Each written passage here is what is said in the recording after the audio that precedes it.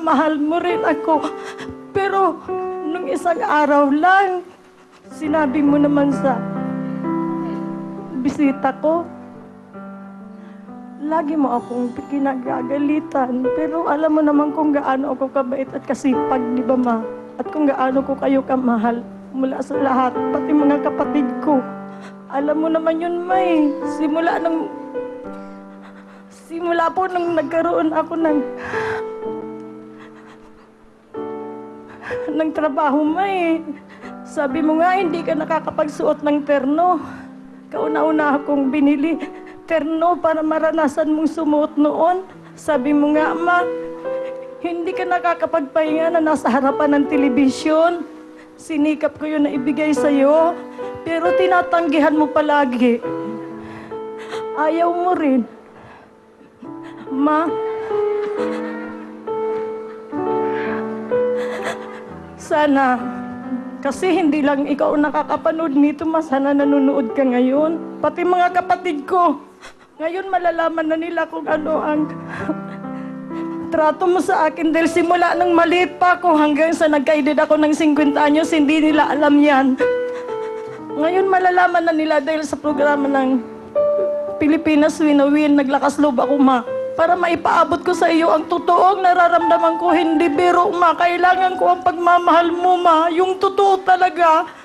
Yung totoo talaga, ma. Unawain mo naman ako, ma. Para kay nanay ba ang team song mo na kung kayo'y magkakalayo? Opo. Huwag mo iwanan na. Para hindi ko nga magawang ipamigay siya sa kapatid ko eh, kahit nahihirapan ako eh. Ganun talaga. Ganun talaga. Mahal ka nun. Kaya lang sa iyo niya ina-express yung ibang pagmamahal. Tanungin muna natin yung partner natin, ha? Christina? Hello? Yes, sir. Ano ang... pabigla-bigla ka, Christina, ha? Ano ang maipapayo mo? O meron ka bang konting... may konting mensahe ka ba para kay Flor? Wala, sir. Basta mag-ingat lang siya lagi, sir. Oh, Bakit siya mag-iingat? wala siya sa biyahe ngayon. Nandito siya. Flor, mukhang happy kayo ng nanay mo, no? Hindi, si Flor siya. Yes. Ay, Flor, ano to? Si Flor siya. Si Christina siya.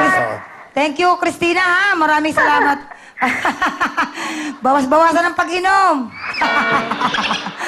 O, salamat, Tat. Dahil dyan, kung merong 5,000 na sweetest namin para sa'yo, 5,000 pesos, meron ka rin, Christina. Meron ka din, Christina. Okay. Nakakaloka ka talaga. Kahit na hindi namin naintindihan kung ano message mo, Oo. 5,000 pa rin. Kapitbahay ni Gali yan. Eto na, meron ka pang harana Okay. muna kay Mr. Ang original na gumawa ng team song ng Nanay Mo't Ikaw, ito na, si Mr. Ray Ray Valera. Valera. Aking nadarama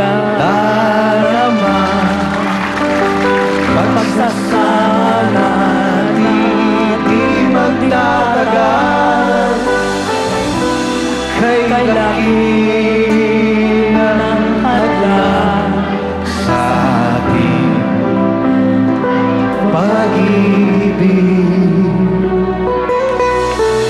Kung tayo'y magkakalayo at kahit mayroong ka ng iba,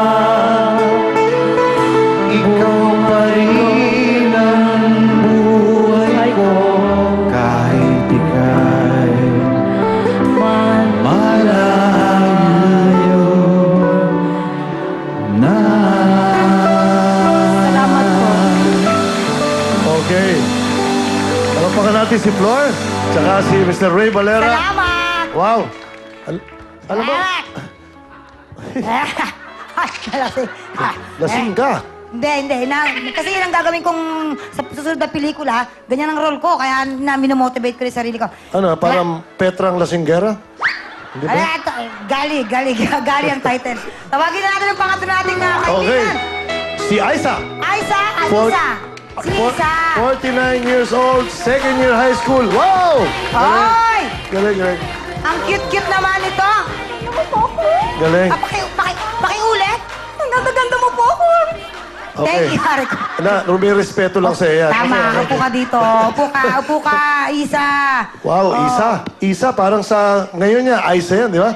Pero byuda ka na, meron kang 2 anak, at nag-aaral uli dahil ayaw pag-aralin ng parents noon. Bakit ayaw Oo, kang anong nangyari? Ako, imposible Ibang naman klaseng nata. magulang to. Yung... Ayaw kang pag-aralin. Bakit ka ayaw pag-aralin? Hindi naman po sa ayaw, kumbaga ano lang po, sa dala ng sobrang kahirapan. Kasi ang dami po namin magkakapatid, 13 po kami. Konti lang, ano? Oo, masipag po kasi Pang-ilang masyadong ka? tatay Pang-ilang ko. ka, Isa? Pang-8 po ako. Pang-8 ka.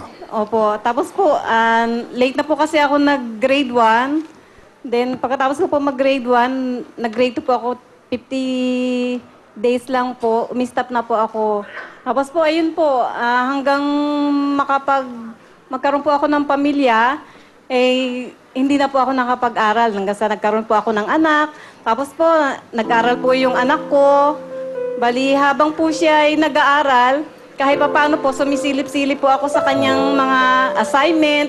Kung ano po yung alam ko lang, yun lang po ang tinuturo ko sa kanya. Kaya po sabi ko dun sa anak ko na babae, anak, hindi ako nakapag-aral, kaya kailangan pagbutihin mo dahil hindi kita kayang turuan hanggang sa matapos mo ang elementary. Ano ang pinag-aralan mo? Anong pinag-aralan mo ngayon? Ngayon po, Oo. second year high school Second po year high ako. school. Lang Siya. ano, Yun- pero kang nag-aaral ka rin ng ano, may Nag-aral po ako Reflexology. ng reflexology. Masahista ka ba? Hindi, Tingnan mo nga kung baka pwede ako. Okay, eto, meron lang akong katanungan sa'yo habang minamasahe mo siya. Kasi hindi naman ako nalalayo sa'yo ng kalagayan, ano? Sa edad po ninyong 49, ano po yung pakiramdam na nasa second year high school po kayo? Okay lang po. Okay siya, Hindi pa okay po kayo siya. nakakatulog. Hindi, ako magmamasahe habang sinasagot mo yung tanong ko. Hindi, isa. Itong pa ako gagamitin ko. Iba yung Ano yung pangmasahe. pakiramdam mo? Sa totoo lang po, masaya po ako nung makapag-start po ako ulit mag-aral. Kahit po minsan po yung mga kapitbahay ko, sinasabihan, tanda-tanda mo yun, nag-aaral ka pa? Ay, Sabi nako. po sa akin. Para po naman hindi ako masyadong masaktan, sinasabi ko po sa kanila, kapag nakatapos ako ng abogasya, sabi ko sa kanila, Oo, lahat tama ka ako yun. ng may Totoo yan. hirap, nagtatanggol ko. May Sabi mali. ko po sa kanila. Alam mo ba? Ilang taon na yung mga kaklase mo? Ilang taon na? Meron pong 19, may 20, Mas tapos matanda may ka. 30 plus. Mas matanda ka pa ba sa Eto po, teacher mo? meron Sa silang teacher mo? class Hindi, ano? picture. Opo, Ayan, mas patingin, matanda patingin, ko po. patingin. Ayan, ang class Ay, picture. ang galing.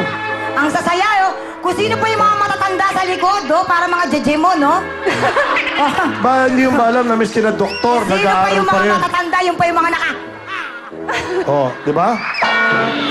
kakaloka. Ano tawag sa'yo ng mga kaklase mo pagka nakikita-kita kayo? Mami, nanay. Mami, nanay. Opo, actually nga po, meron pang medyo mas may edad sa akin, tinatawag ako ng mami eh. Aba. Pero okay lang po, sabi ko po, yun ang gusto niya eh.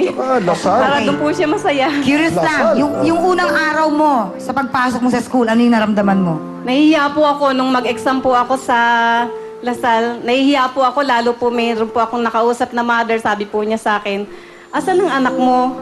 Sabi po sa akin, sabi ko po, hindi, ako yung mag-e-enroll. Talaga? Pero inano naman niya po, sabi niya, maganda nga yan, kahit na may edad ka na, at least mayroon ka pang Tama pangarap. Uy, makapag-enroll dito. Wow, Lasal Green Hills. Diba? Adult Night High School. Ay, may taping ako. Hindi, mag-enroll ako dyan. Bigla ka naging busy. Hindi dapat yan Oo, para kanino yung ano mo, greatest love of all. Yung greatest love of all. Para po yan sa mga anak ko, tsaka po sa boyfriend ko. Ay, Uy! ba? Ay! Andiyan ba yung boyfriend mo? Nandyan? Wala po, hindi po siya nakarating eh. May pasok po Yung siya. bang boyfriend mo, kaklase mo? Hindi po. Ilang taon na yung boyfriend? Principal. Hindi po. 57 years old na po siya. Ay! Ay, Diyos ko. magkasi-edad kami. Paano nagsimula yan? Paano kayo nagkakilala? Meron po kasi akong kaklase sa reflexology Oh. na dati niya pong office mate. Pinag-meet niya po kami. So yun po, nag-meet po kami. Wow. Nagtawagan kasi taga Batangas pa po siya eh.